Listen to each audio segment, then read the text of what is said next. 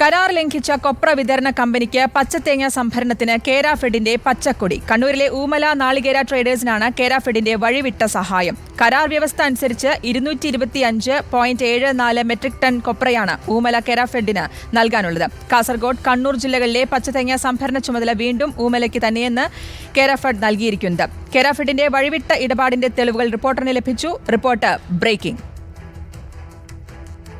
സംഭരിക്കുന്ന പച്ചത്തേങ്ങയുടെ 30% കൊപ്രയായി തിരിച്ചു നൽകണമെന്നാണ് ഊമല നാളികേര ട്രേഡേഴ്സും കേരഫെഡും തമ്മിലുള്ള കരാർ. ഇതനുസരിച്ച് കാസർഗോഡ്, കണ്ണൂർ ജില്ലകളിൽ നിന്നും 5904.23 മെട്രിക് ടൺ കൊപ്രയാണ് ഊമല ട്രേഡേഴ്സ് സംഭരിച്ചത്. പക്ഷേ കേരഫെഡിന് ഊമല ട്രേഡേഴ്സ് തിരിച്ചു നൽകിയതാകട്ടെ 1492.39 മെട്രിക് ടൺ കൊപ്ര മാത്രം.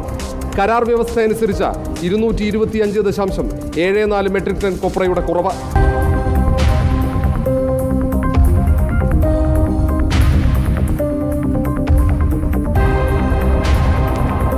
കൊപ്ര വിതരണത്തിൽ ഊമല ട്രേഡേഴ്സ് വീഴ്ച വരുത്തിയെന്ന കേരഫെഡ് കണ്ടെത്തിയെങ്കിലും ഇതുവരെ നിയമ നടപടി സ്വീകരിച്ചിട്ടില്ല.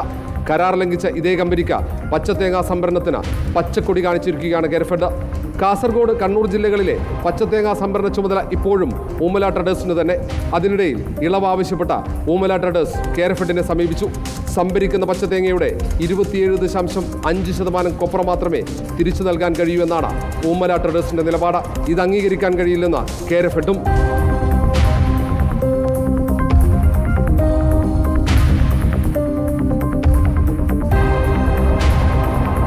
തമിഴ്നാട്ടിലെ വൻകിട കൊപ്ര മുതലാളിമാരെ മാത്രമല്ല, കേരളത്തിലെ മുതലാളിമാരെ സഹായിക്കാനും കേരഫെഡ് മറന്നിട്ടില്ല.